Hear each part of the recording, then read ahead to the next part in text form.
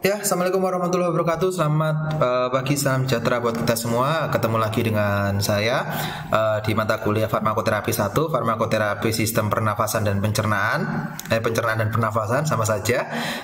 Sebelum kita mulai kuliah kita pada pagi hari ini, mari kita berdoa dulu menurut agama dan kepercayaan kita masing-masing, supaya apa yang kita pelajari pada pagi hari ini dapat memberikan manfaat, dapat memberikan kebarokahan bagi diri kita sendiri, bagi masyarakat, dan bagi bangsa dan negara. Berdoa dipersilahkan.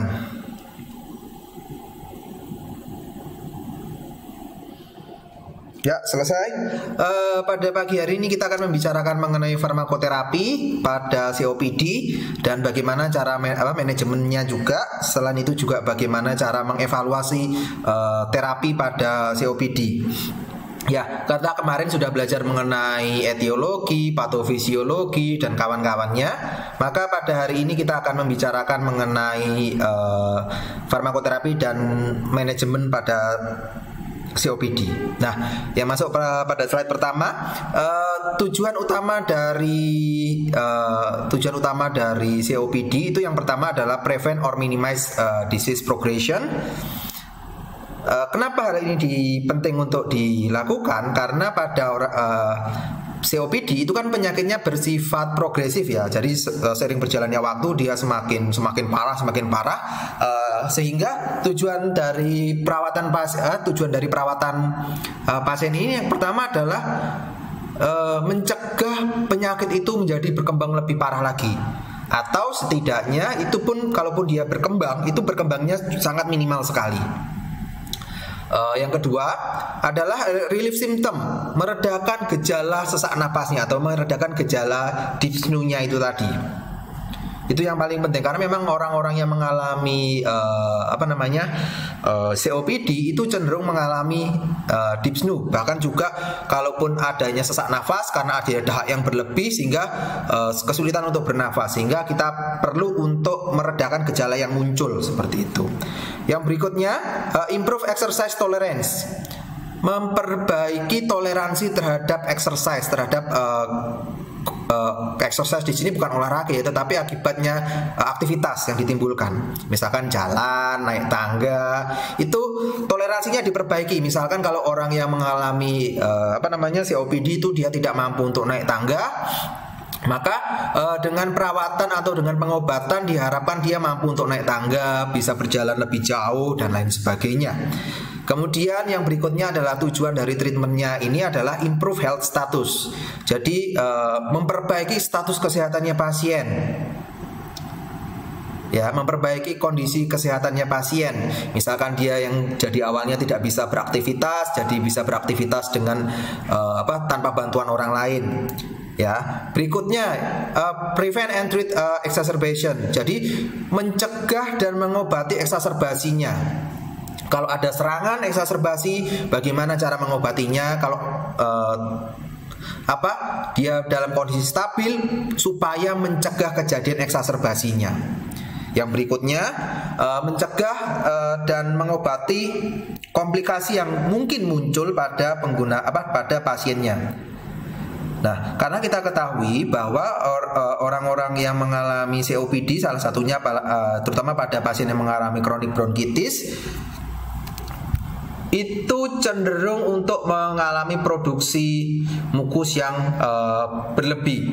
Karena kita ketahui bahwa mukus itu mukus yang ada dalam jumlah banyak itu merupakan tempat yang nyaman untuk bakteri tumbuh, sehingga kita dengan melakukan dengan perawatan yang optimal kita mencegah supaya tidak terjadi infeksi. Selain itu juga kalaupun muncul komplikasi-komplikasi yang untuk mencegah juga untuk tidak munculnya komplikasi-komplikasi yang lain.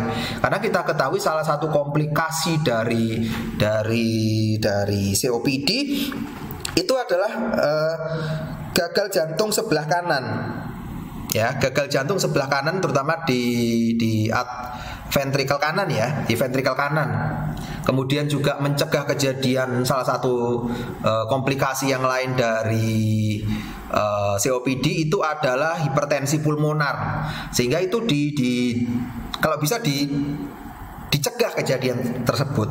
Dan yang berikutnya adalah menurunkan angka morbiditas dan mortalitasnya. Jadi menurunkan angka kesakitannya, meningkatkan kualitas hidup pasien, dan juga kalau bisa mencegah kematian akibat COPD. Ya, menurunkan angka kematiannya, bukan mencegah kematian, karena yang saya yakini dalam agama saya bahwa kematian itu tidak bisa, kalau memang sudah waktunya ya tidak bisa dimajukan atau tidak bisa dimundurkan, tapi ya menurunkan angka kematiannya itu yang penting. Berikutnya, nggak bisa, sebentar. Oke, nah manajemen yang bisa obat-obatan yang bisa kita gunakan pada pasien-pasien yang mengalami COPD itu yang pertama adalah golongan bronkodilator. Bronchodilator classes available for treatment COPD include beta-2 agonist, anticholinergic, and methylxanthine. Jadi pada orang-orang yang mengalami COPD, penggunaan beta-2 agonis itu masih memiliki tempat untuk melebarkan pembuluh darah yang sudah sempit akibat adanya inflamasi atau peradangan atau obstruksi yang terjadi pada pada saluran nafas tersebut. Selain itu, selain dari beta-2 agonis seperti albuterol, formoterol, kemudian salmoterol dan kawan-kawannya, maka penggunaan anticholinergic itu juga masih memiliki tempat untuk bronkodilator. Seperti misalkan ipratropium bromide sama tiopropium bromide itu masih punya tempat. Kemudian pada orang-orang yang mempunyai COPD, penggunaan methylxanthine juga masih memiliki tempat untuk digunakan.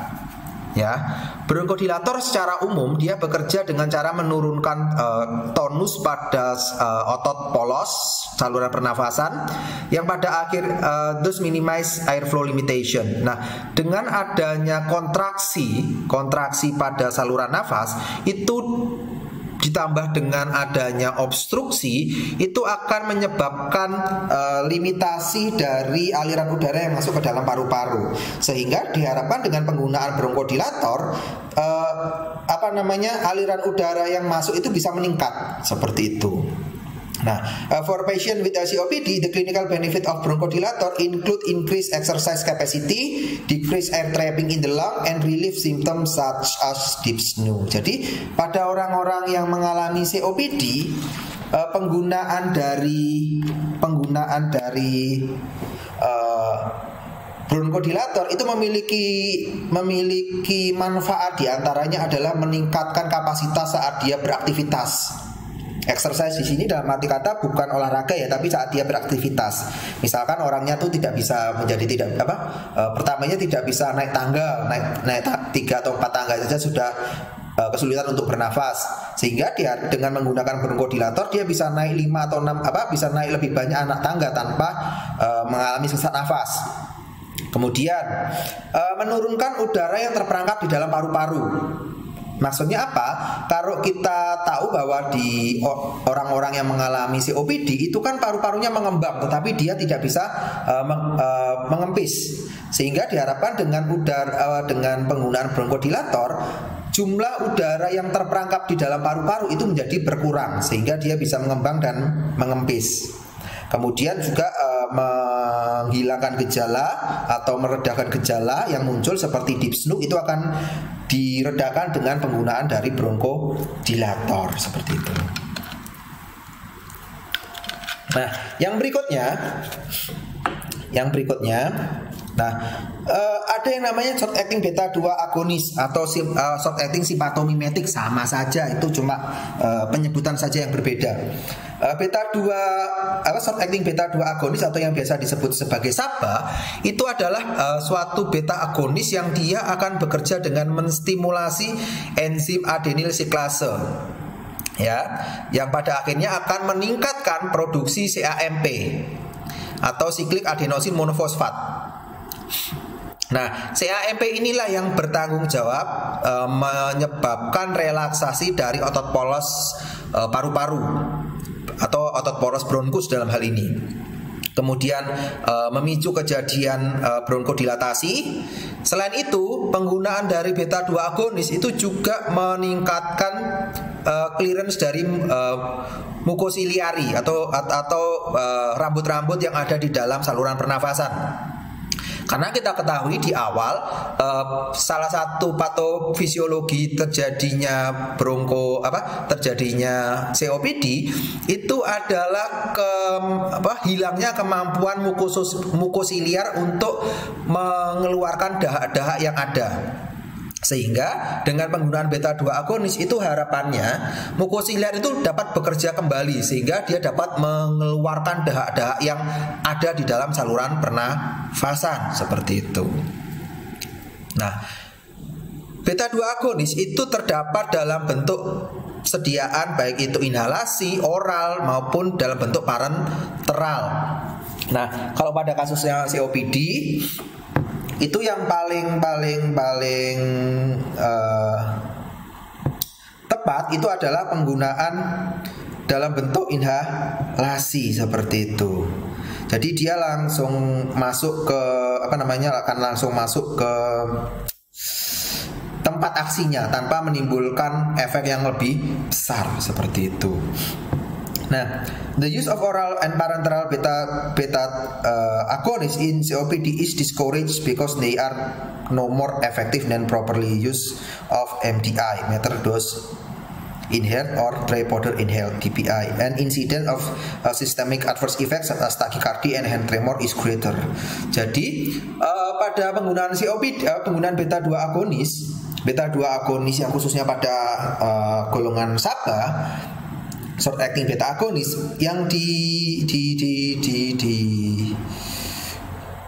disarankan itu adalah penggunaan beta agonis secara inhalasi, baik itu penggunaan secara MDI maupun secara DPI, dry powder inhaled, dibandingkan dengan penggunaan injeksi ataupun penggunaan secara oral. Kenapa? Karena kalau penggunaan secara inhalasi dia akan langsung masuk ke tempat aksinya. Kalau pada obat-obatan yang digunakan secara peroral maupun secara injeksi, dia memiliki efek samping yang jauh lebih besar, seperti misalkan takikardi atau tremor. Itu lebih besar dibandingkan kejadiannya dibandingkan dengan orang-orang yang dibandingkan pada pasien yang menggunakan secara inhalasi seperti itu. Nah, in COPD patient, beta 2 agonist exert a rapid onset of effect, although the response generally is less than seen in asthma. Nah, pada pasien-pasien yang mengalami COPD, penggunaan beta 2 agonis itu memberikan onset yang lebih cepat. Tetapi respon bronkodilatasinya itu secara umum relatif lebih rendah dibandingkan dengan orang-orang yang menggunakan bronkodilator pada kasus asma. Jadi kalau itu respon yang ditimbulkan itu relatif lebih rendah seperti itu. Nah, short acting inhaled beta 2 agonist cause only small improvement in FEV1 acutely, but may improve respiratory symptom and exercise tolerance despite the small improvement in spirometric measure. Nah, penggunaan SABA pada pasien yang mengalami COPD itu dia hanya memberikan perbaikan pada nilai FEV1 itu relatif lebih kecil. Akan tetapi dia memberikan efek secara memperbaiki efek secara respiratory symptomnya dan exercise tolerance dan memberikan perbaikan pada toleransi aktivitasnya itu. Pada kalau misalkan dilihat dengan menggunakan spirometer seperti itu. Pasien with a COPD can use a quick onset beta 2 agonist as needed for relief symptom on schedule basis to prevent reduce symptom. Jadi penggunaan beta 2 agonis itu juga dapat digunakan dapat digunakan untuk meredakan gejalanya, atau dia dapat digunakan untuk mencegah gejala yang muncul seperti itu. Prevent or reduce symptom, mencegah atau menurunkan gejala yang muncul. Nah, berikutnya short acting anticholinergic itu bisa digunakan secara inhalasi juga. Nah, pada COPD itu yang digunakan adalah golongan SABA dan golongan SABA atau short acting anticholinergic. Short acting anticholinergic given by inhalation, anticholinergic such as ipratropium or atropine produce a bronchodilator by competitively inhibiting cholinergic receptor in bronchial smooth muscle.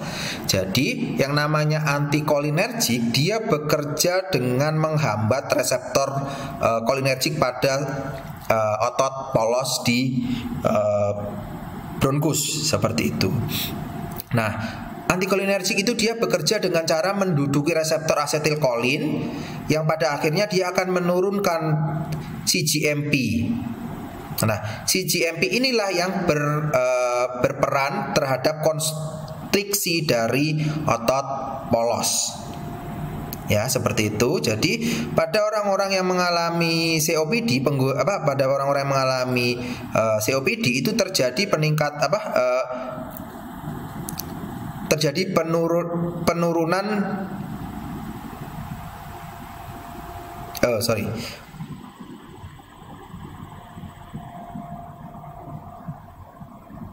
itu akan bekerja pada CGMP-nya ini atau siklik guanosin monofosfatnya itu. Nah, CGMP monofosfatnya itu yang menyebabkan konstriksi dari otot polos sehingga dia diharapkan memang menurunkan CGMP-nya ini.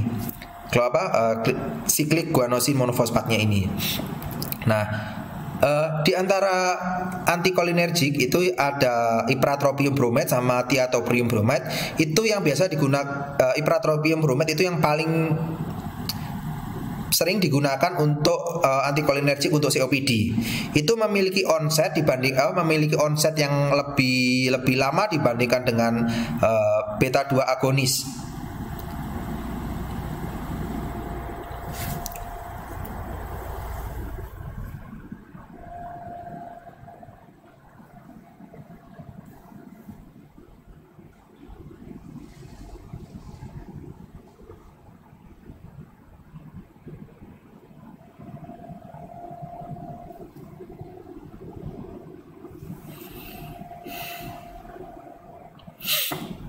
Nah, penggunaan ipratropium bromide itu dia memiliki onset yang lebih lama ya dibandingkan dengan albuterol.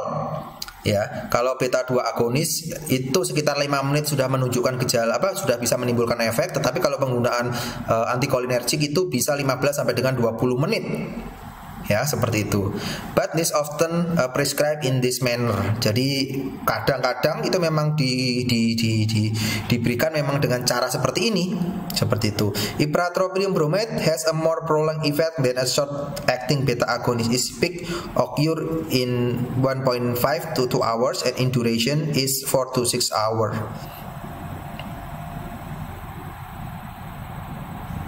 Nah, ipratropium bromide itu kabar baiknya dia memiliki efek yang durasi kerja yang relatif lebih panjang dibandingkan dengan short acting beta 2 agonis dan durasinya itu bisa sampai 4 sampai dengan 6 jam. Nah, kalau penggunaan MDI atau metered dose inhalation itu biasanya disarankan penggunaan 4 kali sehari. 2 semprotan. 4 kali sehari 2 kali semprotan. Bahkan kalau misalkan kondisinya cenderung parah, itu bisa dinaikkan dosisnya menjadi 24 puff per hari. Jadi bisa sampai dengan 24 kali semprotan per harinya.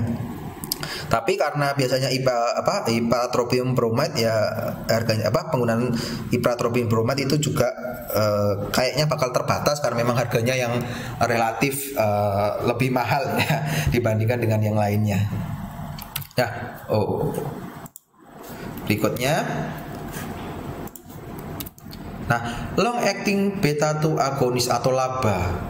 Nah, salmeterol, formoterol dan moterol is dosed every 12 hours and provide sustained bronchodilation. Nah, di Indonesia yang ada hanya salmeterol. Hanya salmeterol dan formoterol.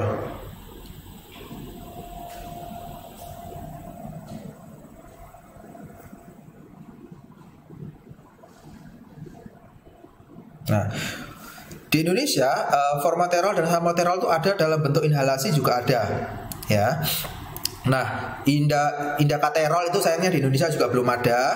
Kalau ada itu juga sangat baik. Karena apa? Indakaterol itu memiliki ultra long acting agents which require only one doses in phase 3 and phase 3 and phase 4 clinical trial in 2009.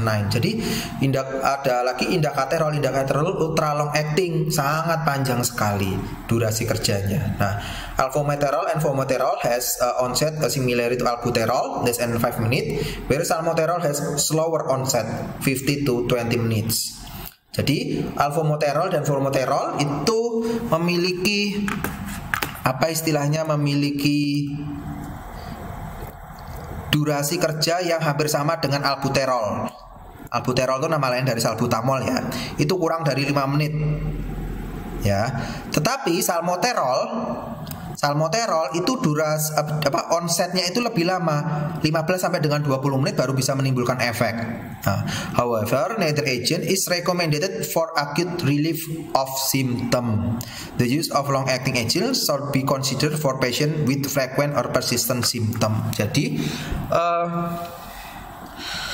agen-agen ini dia digunakan untuk acute relief aja.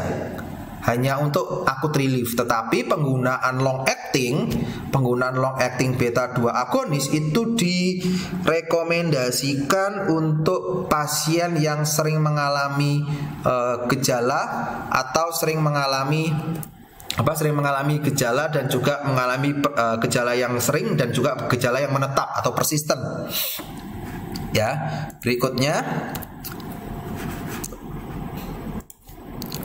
Berikutnya, long acting anticholinergic. Tiotropium bromide is a long acting quaternary anticholinergic effect. This agent block effect of acetylcholine by binding muscarinic receptor in airways, smooth muscle and mucous glands, blocking the cholinergic effect of bronchoconstriction and mucus secretion. Jadi, yang namanya anticholinergic selain itu dia bekerja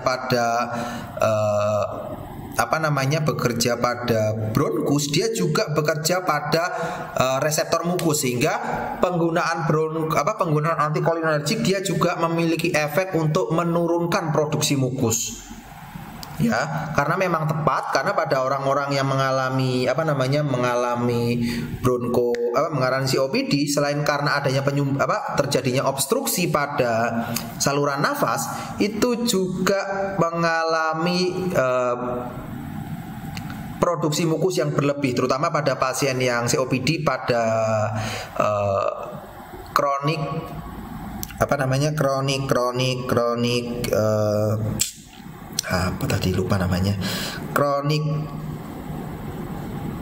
lupa. Jadi salah satu manifestasi dari COPD kan adalah produksi mukus yang berlebih, sehingga penggunaan anticholinergic yang dia menghambat mucus secretion itu memiliki tempat. Nah, tiotropium bromide itu memiliki kemampuan untuk menduduki reseptor muskarinik lebih spesifik, karena kita ketahui bahwa reseptor cholinergic itu juga tidak hanya reseptor muskarinik, tapi juga ada reseptor yang lain.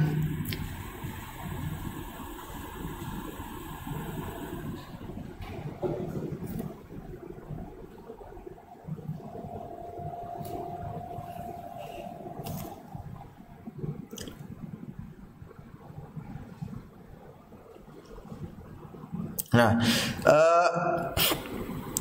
ada juga selain dari muskarinik juga menduduki reseptor yang lain, karena memang anticholinergic itu memiliki reseptor seperti reseptor muskarinik, kemudian juga reseptor nikotinik. Itu memang lebih spesifik tiotropium bromide untuk menduduki reseptor muskariniknya. Nah, berikutnya combination anticholinergic and beta agonis. Nah, regimen kombinasi tersebut, regimen kombinasi dari bronchodilator dan anticholinergic itu biasanya sering digunakan untuk pengobatan COPD, terutama pada especially as the disease progresses and symptom worsen over the time. Jadi pada orang-orang yang mengalami COPD yang sangat progresif, itu biasanya menggunakan kombinasi dari dua obat ini, baik itu antikolinergik dan beta agonis. Kenapa bisa yang digunakan adalah dua obat ini? Karena mereka bekerja dengan mekanisme yang berbeda. Karena yang satu menduduki reseptor adrenergik, yang satu menduduki reseptor muskarinik. Kan dia bekerja yang berbeda kan. Kalau obat yang yang prinsip dalam terapi itu kan memang kalau penggunaan obat penggunaan kombinasi itu kan sebaiknya memang digunakan obat yang memiliki mekanisme yang berbeda seperti itu. Nah, kenapa? Karena kalau misalkan pada pasien yang digunakan, ini adalah prinsip dasar dari pengobatan. Kalau memang menggunakan obat yang memiliki mekanisme yang berbeda, itu juga memiliki menimbulkan efek yang hampir sama, tetapi dia menunjukkan efek samping yang lebih kecil dan dosis yang digunakan pun juga menjadi lebih kecil dibandingkan kalau harus menggunakan obat dengan dosis yang sama, dengan mekanisme kerja yang sama seperti itu. Nah, kombinasi dari SABA dan LABA serta ipratropium bromide itu menunjukkan sympatho-relief and improvement in pulmonary function. Jadi penggunaan SABA LABA ditambah dengan ipratropium bromide itu dia memberikan kontrol gejala yang bagus. Selain itu juga dia memperbaiki fungsi dari paru-parunya tersebut. Nah, although a clinical practice guideline recommend that combination of long-acting bronchodilator are appropriate for patients who do not receive adequate benefit from a single agent. Data to support the use of those combination have been lacking. Jadi beberapa guideline klinis itu menyarankan penggunaan kombinasi antara LABA ditambah dengan SABA. LABA ditambah dengan antikolinergik jika tidak adekuat, tidak mumpuni untuk menerima tidak mumpuni hanya dengan satu jenis obat saja. Tetapi data dari evidence-nya itu masih sangat terbatas sekali. Ya mungkin nanti ke depannya kalau sudah ditemukan evidence yang lebih kuat bisa saya masukkan dalam video ini. Nah, berikutnya ada lagi yang golongannya merupakan golongan metilsantin. Metilsantin itu termasuk theophylline dan aminofilin ya. Termasuk theophylline dan aminofilin itu have been available for treatment COPD for at least 5 decades and the one time is considered first line therapy. Jadi penggunaan metilsantin itu sudah digunakan selama hampir 5 dekade belakangan. Dan bahkan penggunaan metilsantin itu pernah menjadi lini utama atau first line terapi pada COPD. Nah, metilsantin itu menghasilkan mekanisme bronkodilatasi itu melalui beberapa mekanisme. Di antaranya yang pertama adalah inhibisi dari fosfodiesterase yang mana akan meningkatkan kadar dari CAMP. Nah, kalau terjadi peningkatan kadar CAMP, maka akan menyebabkan bronkodilatasi. Ya. Yang kemudian, yang kedua adalah inhibition of calcium ion influx into smooth muscle, menghambat ion kalsium untuk masuk ke dalam otot polos. Karena kita ketahui kalau kalsium masuk ke dalam otot, maka itu akan menyebabkan kejadian konstriksi, terutama pada otot polos.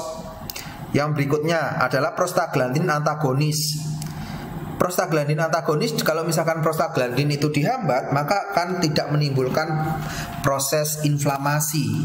Jadi dia juga dalam tanda kutip berperan sebagai antiinflamasi, walaupun mekanismenya relatif kemampuan sebagai antiinflamasinya relatif lebih rendah. Yang berikutnya, metilsantin itu dia juga bekerja sebagai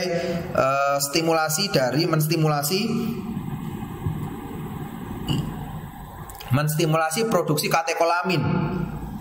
Katekolamin itu apa? Katekolamin itu adalah suatu neurotransmitter yang dihasilkan oleh tubuh, yang efeknya adalah melebarkan pembuluh darah. Bukan melebarkan pembuluh darah, tapi katekolamin itu efeknya adalah melakukan vasokonstriksi dan menyebabkan vasokonstriksi dan menyebabkan vasodilatasi. Nah, kemudian berikutnya mekanisme dari metilsantin yang berikutnya adalah merupakan suatu antagonis dari adenosin reseptor. Antagonis dari reseptor adenosin. Selain itu,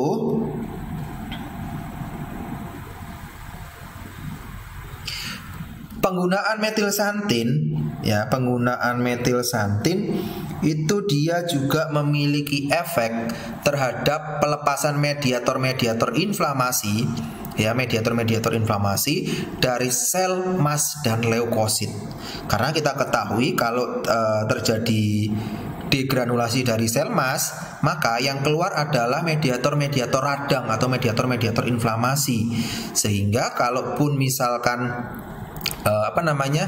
kalau terjadi pelepasan mediator inflamasi, maka akan menyebabkan kejadian radang pada saluran pernafasan seperti itu.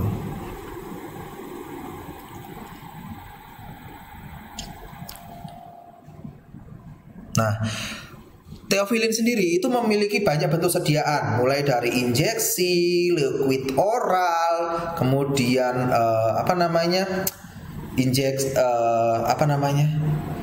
tablet, ada juga tablet konvensional, ada juga tablet yang extend release. Nah, penggunaan yang paling memadai atau paling memungkinkan untuk penggunaan metilsantin itu adalah penggunaan metilsantin yang digunakan secara pemilihan sediaan yang paling tepat adalah penggunaan metilsantin atau teofilin atau aminofilin itu yang merupakan extended release atau sustain release, itu paling tepat digunakan pada pasien karena memang dia memberikan efek dan perlindungan yang relatif lebih lama karena memang mekanismenya itu dia juga relatif banyak. Akan tetapi yang perlu menjadi perhatian, penggunaan metilsantin itu perlu menjadi perhatian karena apa? Karena salah satu hal yang menjadi pertimbangan adalah metilsantin itu memiliki indeks terapi yang sempit. Jangan sampai kalau dia digunakan oleh pasien malah menimbulkan masalah yang berat, misalkan pasiennya menjadi takikardi, tremor dan lain sebagainya. Itu perlu juga menjadi perhatian kita, ya. Karena memang beberapa penelitian itu juga menunjukkan bahwa orang-orang yang teofilin selain indeks terapinya sempit, dia juga memiliki interaksi yang banyak. Sehingga kalau tidak diperhatikan dengan baik, itu dapat menimbulkan masalah juga. Bisa meningkatkan efek atau bahkan menurunkan efek obat-obatan yang lainnya. Nah, berikutnya itu adalah golongan kortikosteroid. Nah, kortikosteroid has been studied and debated in COPD therapy for half a century, especially in management of stable COPD. COPD itu setelah diteliti tapi masih selama 50 tahun, setelah 50 tahun ya, itu masih diperdebatkan apakah penggunaan kortikosteroid pada COPD itu masih memiliki tempat atau tidak.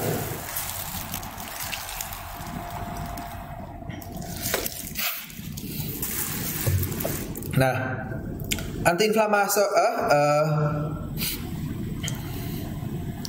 mekanisme antiinflamasi dari COPD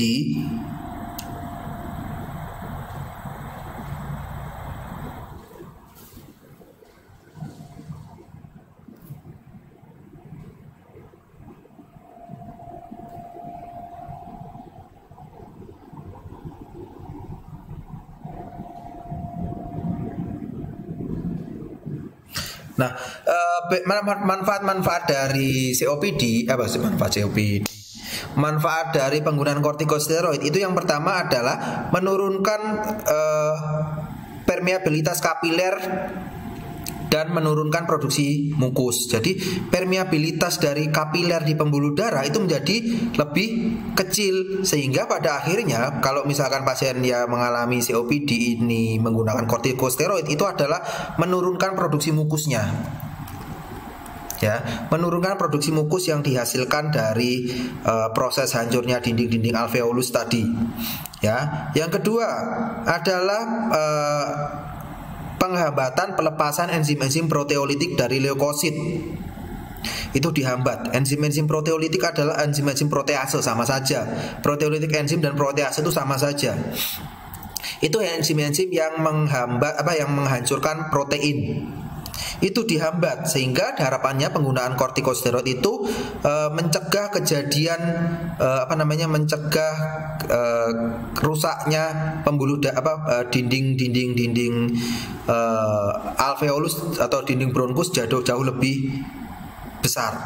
Yang ketiga, mekanisme efek dari kortikosteroid yang bisa diharapkan dari penggunaan pada kasus COPD itu adalah menghambat produksi prostaglandin. Karena kita ketahui bahwa produksi prostaglandin yang diproduksi itu merupakan salah satu mediator terjadinya peradangan. Sehingga dengan diharapkan dengan menghambat dengan penggunaan kortikosteroid itu dapat menghambat produksi dari prostaglandin tersebut.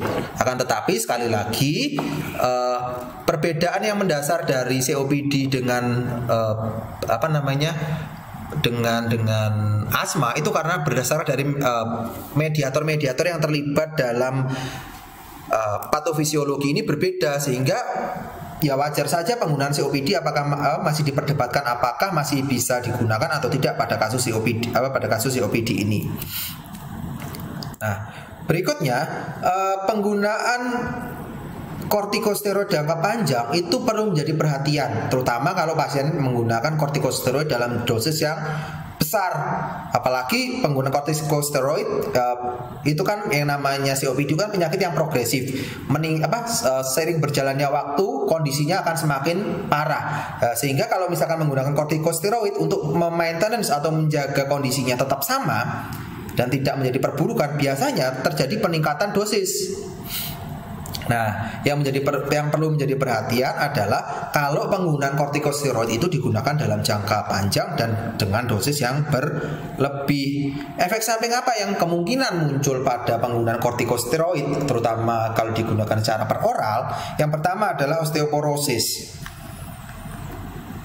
Osteoporosis atau pengeroposan tulang. Terjadinya pengeroposan tulang. Itu juga tidak diharapkan ya. Yang kedua adalah muskular atrofi, penyusutan massa otot. Ya, penyusutan dari massa otot. Massa otot itu menjadi lebih kecil dibandingkan dengan lebih kecil dari penyusutan massa otot. Kemudian penipisan dari kulitnya menjadi lebih tipis. Kemudian juga menyebabkan katarak. Ada juga yang berikutnya adalah adrenal suppression and insufficiency. Terjadinya penurunan atau supresi dari fungsi kelenjar adrenal. Itu yang terjadi. Berikutnya penggunaan kortikosteroid itu juga akan berpengaruh terhadap kadar gula darah. Terjadi peningkatan kadar gula darah, peningkatan proses metabolisme melalui jalur gluconeogenesis. Itu juga perlu menjadi perhatian. Sehingga penggunaan kortikosteroid itu bisa menjadi memerlukan pertimbangan yang matang, apalagi penggunaan kortikosteroid dalam dosis yang besar seperti itu.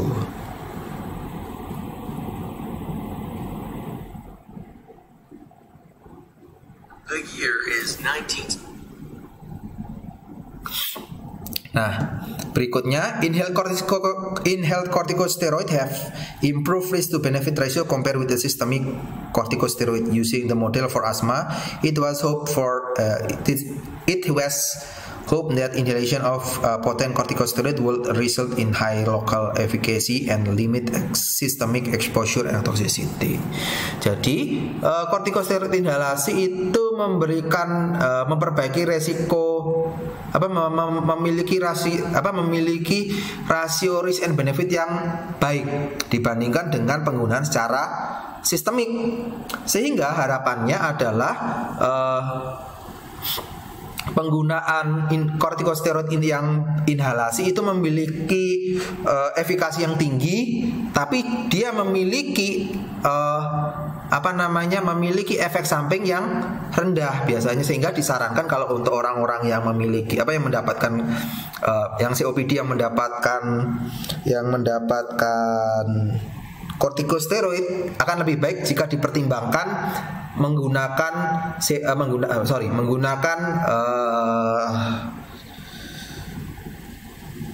menggunakan kortikosteroid dalam bentuk inhalasi seperti itu. Nah, berikutnya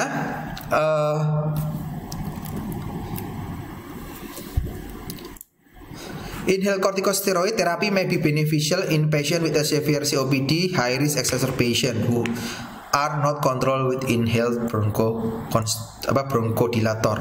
Jadi kortikosteroid itu masih memiliki manfaat terutama pada pasien-pasien yang mengalami severe COPD, terutama pada pasien-pasien yang memiliki resiko tinggi kejadian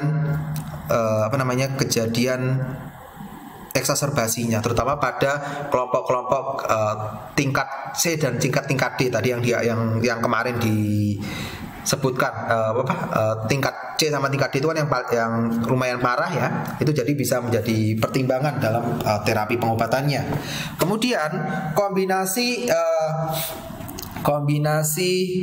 inhaled corticosteroid and long acting bronchodilator seperti contohnya adalah fluticasone plus salmeterol atau fluticasone formoterol ditambah dengan budesonide itu berhubungan dengan perbaikan FEV1 yang relatif besar. Ya, jadi memang bisa dimanfaatkan karena memang dia bisa memperbaiki fungsi FEV1-nya. Selain itu juga kombinasi dari LABA ditambah dengan inhaled corticosteroid itu juga meningkatkan status kesehatan dari pasien. Kemudian juga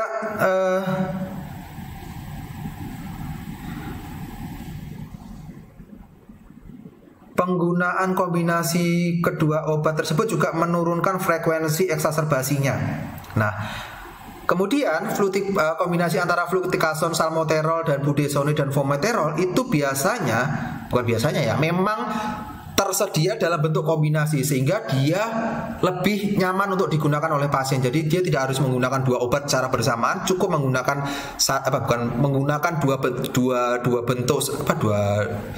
dua obat secara bersamaan, tetapi dia hanya cukup menggunakan satu saja, itu sudah merupakan kombinasi antara obat-obat tersebut seperti itu. Dan juga jika digunakan secara kombinasi antara long acting bronchodilator dan inhaled corticosteroid itu biasanya juga menurunkan jumlah inhalasi yang dibutuhkan. Jadi puff-nya itu berapa semprotan per hari yang dibutuhkan itu juga menjadi lebih kecil jika digunakan sendiri-sendiri, baik itu kortikosteroid sendiri maupun long acting beta 2 agonis sendiri. Berikutnya. Oke. Nah, berikutnya adalah fosfodiesterase inhibitor. DPE4 itu diindikasikan untuk menurunkan resiko eksaserbasi pada pasien yang memiliki COPD yang parah yang berhubungan dengan kronik bronkitis dan gejala eksaserbasi. Ada namanya romflumilas. Romflumilas itu bisa digunakan untuk pasien dengan severe COPD dengan riwayat bronkitis kronis dan riwayat dari eksaserbasi. Kemudian dosis yang bisa digunakan itu adalah 500 mikrogram secara oral per hari dengan atau tanpa makanan. Nah, efek samping yang perlu menjadi perhatian adalah efek samping berupa penurunan berat badan. Sekali lagi, penurunan berat badan itu perlu menjadi perhatian kalau misalkan lebih dari 10% per bulan.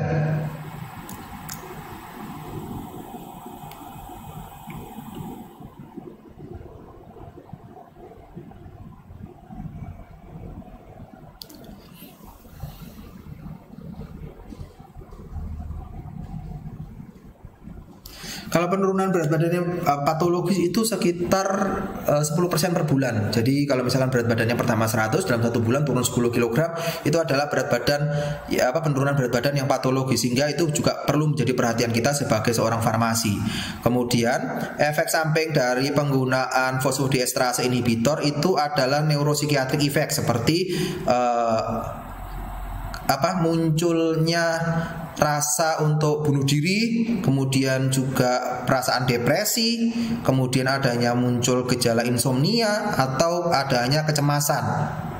Nah, itu harus menjadi perhatian kita juga. Kita juga harus peka terhadap kalau misalkan ada pasien yang mengkonsumsi obat tersebut dan muncul gejala-gejala seperti itu. Kita juga sebagai seorang farmasi harus aware, harus peduli terhadap obat-obatan tersebut. Nah, obat-obatan golongan fosfodiesterase inhibitor seperti romflumilas itu dimetabolisme melalui sitokrom P450, khususnya pada sitokrom P450 3A4 dan sitokrom P450 1A2. Nah, penggunaan obat secara bersamaan yang merupakan suatu induktor pada sitokrom P450 3A4 dan 1A2 itu dapat menyebabkan kejadian subtherapeutic plasma concentration. Jadi kalau diinduksi sitokrom P450-nya itu oleh suatu obat yang lain, maka dia akan menurunkan kadar plasma dari romflumilas ini, sehingga obatnya menjadi tidak berefek. Kebalikannya, kalau misalkan kita menggunakan romflumilas tadi dengan inhibitor sitokrom 3A4 dan 1A2, maka yang akan muncul adalah gejala toksisitas karena kadarnya itu semakin tinggi, kadar konsentrasi dalam plasma romflumilas itu akan semakin tinggi. Itu yang perlu menjadi perhatian. Nah, antimikrobial terapi. Apakah antimikrobial terapi itu memiliki tempat di dalam terapi terapi dari COPD? Ada, kalau memang dijumpai tanda-tanda infeksi. Kalau tidak ada tanda-tanda infeksi, misalkan diagnosanya adalah hanya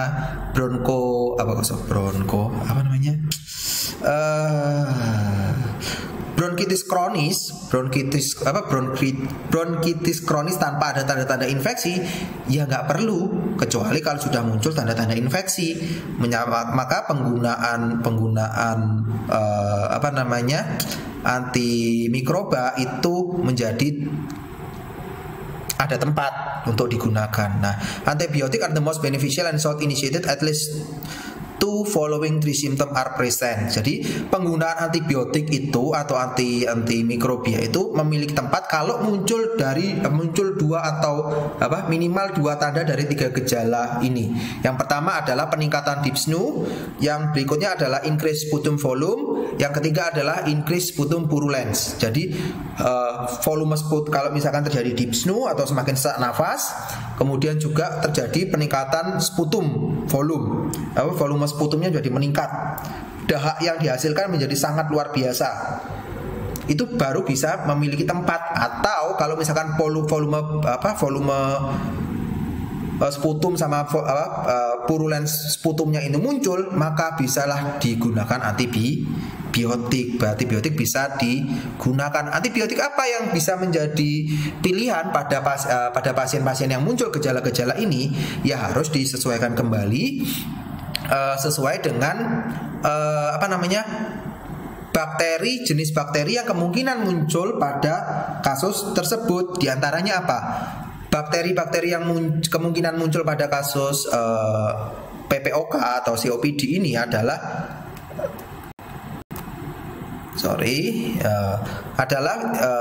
Haemophilus influenzae, Moraxella catarilis, kemudian Streptococcus pneumoniae, yang berikutnya adalah Haemophilus influenzae sama Haemophilus parainfluenzae. Jadi itu harus menjadi perhatian.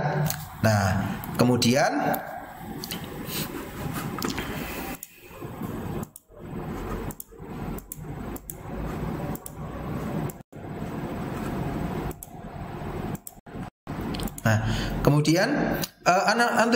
uncomplicated exacerbation recommended therapy includes macrolide, second or third generation cephalosporin or doxycycline. Jadi kalau pada pasien-pasien yang mengalami gejala eksaserbasi yang uncomplicated, yang tidak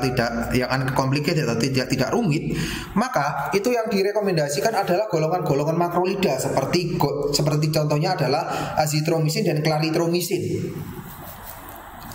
Kalau azitromisin sama claritromisin itu memang ada, tetapi yang perlu menjadi perhatian juga adalah faktor dari biayanya juga, karena memang azitromisin dan claritromisin itu harganya relatif lebih mahal. Atau bisa juga kita menggunakan cephalosporin generasi kedua atau cephalosporin generasi ketiga, seperti contohnya kalau cephalosporin generasi ketiga itu seperti cefixim. Cefixim itu generasi keempat, seperti ceftriaxone dan ceftazidime itu adalah bisa digunakan. Atau bisa juga menggunakan doxycycline. Nah, yang perlu menjadi pertimbangan adalah avoid trimethoprim sulfamethoxazole atau cotrimoxazole. Itu sebaiknya dihindari. Ya, dihindari karena apa? Karena kalau misalkan trimethoprim sama sulfamethoxazole digunakan, yang ditakutkan adalah peningkatan resistensi dari pneumococcus. Ya. Dan berikutnya cephalosporin dan generasi pertama amoxicillin dan generasi pertama cephalosporin itu tidak direkomendasikan. Kenapa? Karena ada kemungkinan bakteri-bakteri yang muncul pada eksaserbasi COPD itu telah resisten terhadap beta-laktam itu, karena dia mampu menghasilkan beta-laktamase. Beta-laktamase itu adalah suatu enzim yang dikeluarkan oleh bakteri yang mampu menghancurkan struktur beta-laktam pada antibiotik seperti cephalosporin dan amoxicillin. Nah, eritromisin itu tidak direkomendasikan. Kenapa? Kalau bakteri yang masuk itu Haemophilus influenzae, itu dia tidak memiliki aktivitas yang mumpuni atau aktivitas yang cukup untuk mengatasi Haemophilus influenzae. Karena kita ketahui bahwa salah satu bakteri yang mungkin menyebabkan kejadian eksaserbasi adalah Haemophilus influenzae. Nah, kalau pada eksaserbasi yang complicated, di mana adanya drug resistant pneumonokoki, beta lactamase producing Haemophilus influenzae and M. catarrhalis and some enteric gram negative organism, kalau eksaserbasi yang muncul seperti ini, maka yang direkomendasikan yang pertama adalah amoxicillin clavulanat. Amoxicillin adalah beta laktam, tetapi dikombinasi dengan beta laktamase inhibitor, yaitu asam clavulanat. Itu dia jadi memiliki tempat. Atau penggunaan fluoroquinolon ditambah fluoroquinolon yang memiliki aktivitas pneumokoki yang diperlebar, seperti contohnya adalah levo, gemi, dan moxi. Levofloxacin, gemifloxacin, dan moxifloxacin. Ini di Indonesia semuanya sudah ada sediaannya ini. Levofloxacin ada, gemifloxacin ada, moxifloxacin ada. Amoxicillin clavulanat juga ada di Indonesia. Nah, ini complicated exacerbation with risk of Pseudomonas aeruginosa. Jadi kalau pada eksaserbasi yang complicated yang disertai oleh resiko infeksi Pseudomonas aeruginosa, maka pilihannya adalah penggunaan fluoroquinolone with enhanced pneumococcal and Pseudomonas aeruginosa activity, yaitu pilihannya adalah penggunaan levofloxacin.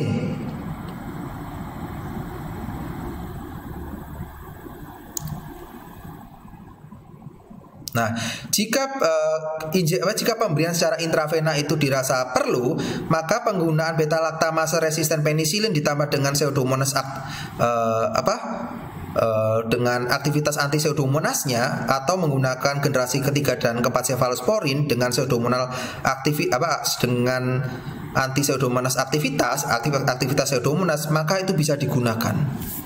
Nah, daripada bingung, langsung saja ke grafiknya seperti ini. Ini adalah recommended antimicrobial therapy in acute exacerbation of COPD. Jadi ini adalah pilihan-pilihannya. Jadi kalau yang kemungkinannya patogennya adalah Pseudomonas bisa pakai macrolide baik itu azithromycin maupun clarithromycin, atau bisa menggunakan second or third generation cephalosporin. Bisa juga menggunakan doxycycline dan lain sebagainya. Ya nanti bisa dibaca sendiri. Ya. Nah, ini untuk terapi maintenance-nya, untuk main maintenance short acting beta agonis. Kalau misalkan pakai albuterol dan dia menggunakan nebulation, itu onsetnya 5 sampai dengan 8 menit. Waktu puncaknya dia 1 sampai dengan 2 jam.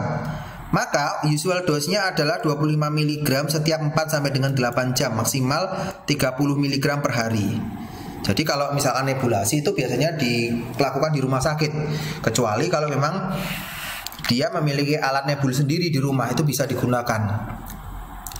Kalau menggunakan oral seperti ini, dia onsetnya lebih lambat, yaitu sekitar 7 sampai dengan 30 menit. Durasinya dia bisa 3 sampai dengan 8 jam.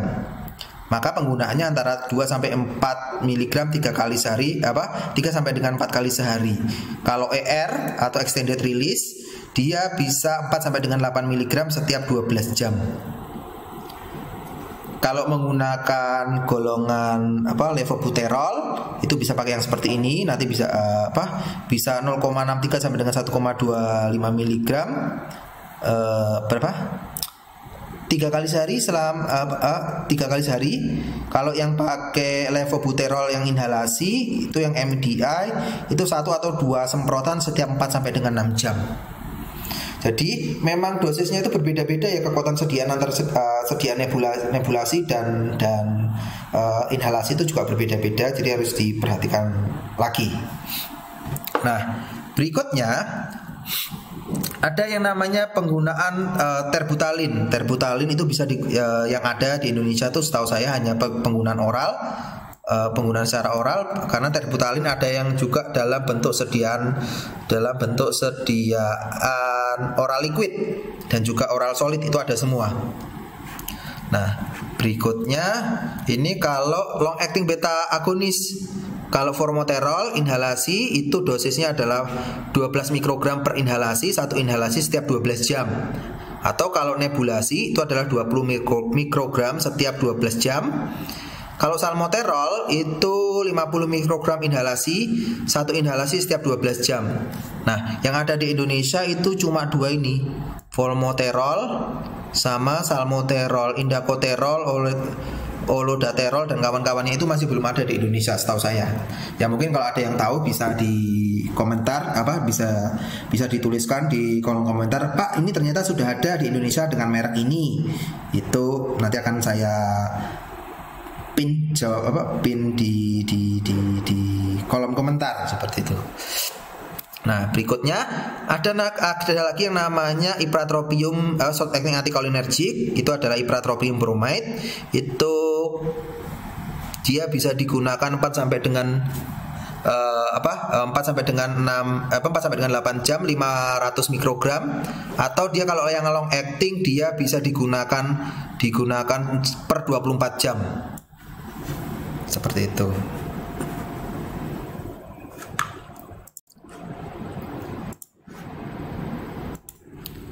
Nah, berikutnya kita akan lanjutkan di long acting anticholinergic.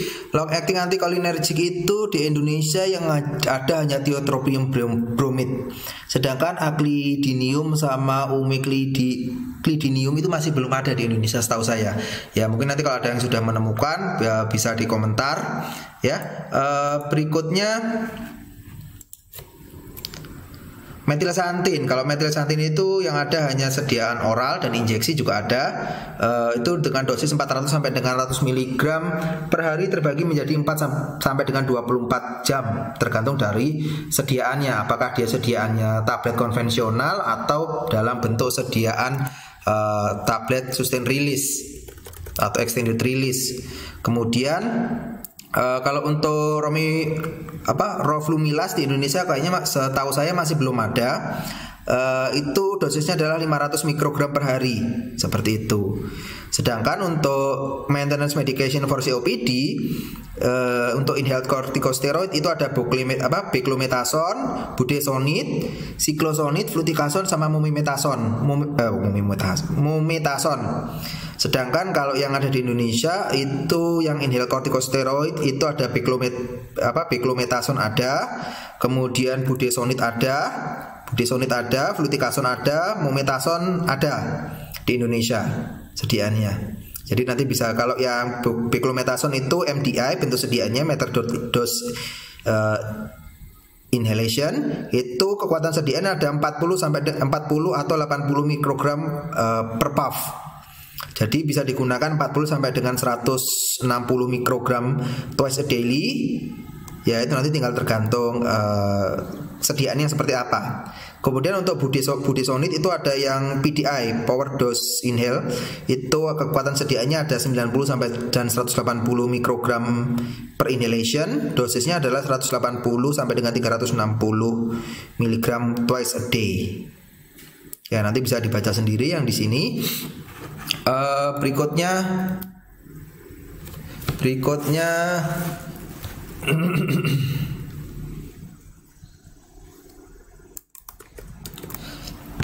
nah, ini berikutnya adalah inhaled corticosteroid and long acting beta agonis. Jadi ada sediaan-sediaannya yang ada misalkan fluticasone sama salmoterol itu ada kekuatan ada mereknya, kemudian ada fluticasone salmoterol juga ada, yang DPI ada HPI, ada juga yang budesonide. Kortikosteroidnya budesonide sama beta agonisnya adalah formoterol. Ada juga mometasone sama formoterol, ada fluticasone sama vilanterol, itu setahu saya belum ada. Ada lagi yang long acting anticholinergic sama long acting beta agonis. Ya, ada juga yang short acting anticholinergic sama short acting beta agonis, itu juga ada. Itu adalah kombinasi obat untuk COPD. Berikutnya itu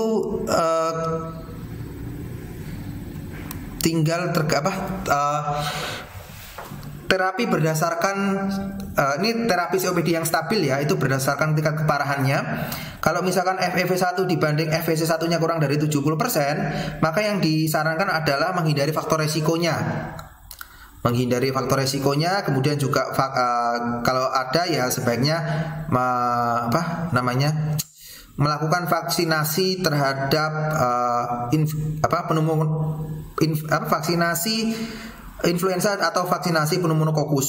Nah, itu yang paling penting. Atau kalau misalkan tiba-tiba ada eksaserbasi, maka yang digunakan adalah short acting beta agonis atau SABA yang SABA seperti salbutamol, kemudian juga salbutamol atau albuterol, itu bisa digunakan jika dibutuhkan. Itu kalau tingkat gejala mild. Maka kalau misalkan tingkat gejalanya moderate ini, maka bisa juga ditambahi regular treatment with one or more long acting bronchodilator. Jadi bisa menggunakan short acting beta agonis atau ditambah juga dengan short acting beta agonis ditambah dengan long acting beta agonis. Ya. Kemudian kalau severe atau parah itu bisa baru ditambah dengan glukokortikoid. Di sini kalau misalkan menggunakan LABA juga bisa kombinasi dengan anticholinergic atau menggunakan LABA ditambah long acting anticholinergic juga bisa. Sedangkan kalau sudah severe bisa ditambahkan glukokortikoid. Ya. Kemudian kalau kondisi kalau misalkan pasiennya sudah mengalami gagal nafas, maka nggak mau harus ditambah dengan terapi oksigen. Kalau masih memungkinkan untuk surgical atau bedah ya dibedah. Kalau ngomongin soal gagal nafas itu, almarhum kakek saya dulu juga salah satu faktor yang menyebabkan beliau meninggal itu adalah memang beliau mengalami gagal nafas seperti itu. Nah, berikutnya ini adalah tabel mode and symptom and evaluation of COPD. Jadi ada yang nilai CAT-nya kurang dari 10, yang garis mendatar ini simptomnya itu nilai CAT-nya kurang dari 10 atau lebih dari atau sama dengan 10. Kemudian MMRC-nya itu 0 sampai 1 atau MMRC-nya lebih sama dengan 2. Nah, ini ada resikonya. Resikonya ada berapa? Ya. Kalau yang D itu adalah yang low risk less symptom. Ya. Sedangkan yang A itu adalah yang A itu adalah low risk less symptom, sedangkan yang D itu adalah high risk more symptom. Ya, berdasarkan klasifikasi goldnya adalah 3 sama 4, spirometrik gold 3 sampai 4, eksaserbasi per tahunnya lebih dari 2, nilai CAT-nya itu lebih dari 10, MMRC-nya itu lebih dari 2. Nah, dari sini itu nanti ada inisial terapi untuk terapi farmakologinya. Ya, untuk terapi farmakologinya, kalau misalkan dia sudah yang D ini, maka yang perlu menjadi first choice-nya adalah inhalasi kortikosteroid, long acting beta agonis, dan atau long acting anticholinergic. Kalau nggak memungkinkan, ya pakai apa? Pakai pakai yang di sini, kombinasi ini. Nah, ada possible treatmentnya kalau misalkan ada misalkan haknya terlalu lebatnya, maka bisa dipertimbangkan untuk penggunaan karbosistein atau N-asetilsistein. Itu digunakan sebagai mukolitik. Jadi dia digunakan sebagai mukolitik.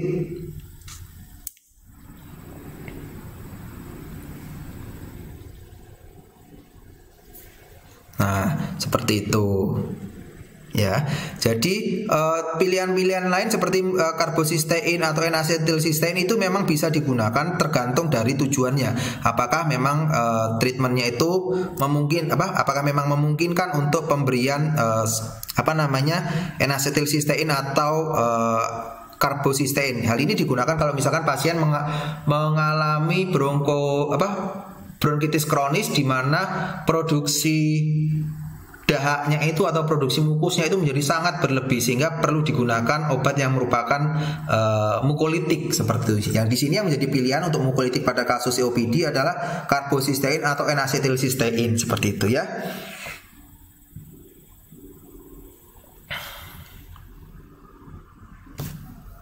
Nah, yang berikutnya ini adalah therapeutic option for exacerbation COPD. Ada yang menggunakan antibiotik, kemudian kortikosteroid, bronkodilator, kontrol oksigen terapi. Kalau misalkan sudah parah kondisinya, ya harus ditambah dengan oksigen seperti itu. Bisa juga ditambahkan juga terapi non-invasive mechanical ventilation.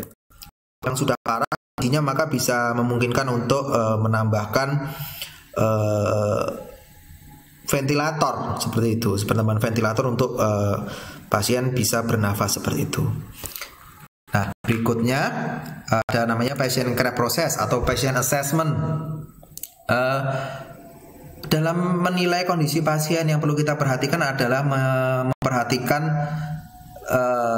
tipe dari COPD-nya itu jenis apa, kemudian apakah frekuensi mengalami COPD-nya sudah berapa kali, eksaserbasinya berapa kali, kemudian keparahannya. Nah, kita melihat di sini itu adalah untuk menilai efektivitas dari terapinya, apakah keparahannya semakin berkurang ataukah frekuensinya juga semakin berkurang eksaserbasinya, sehingga itu kita bisa menyatakan oh terapinya sudah mumpuni, sudah baik sehingga bisa dilanjutkan. Oh ternyata terapinya masih belum mumpuni, maka kita menyarankan untuk menambahkan atau memperbaiki menambahkan obatnya atau mengganti jenis obatnya seperti itu. Kemudian tanyakan terkait dengan dampaknya terhadap kondisi terhadap kehidupan pasiennya. Misalkan apakah dia menjadi bisa beraktivitas kembali, apakah dia kehilangan pekerjaannya atau seperti apa, apakah muncul perasaan depresi atau kecemasan. Nah, ini terkaitan dengan penggunaan fosfodiesterase tadi. Karena memang penggunaan fosfodiesterase salah satunya terkait dengan efek dari fosfodiesterase itu diantaranya adalah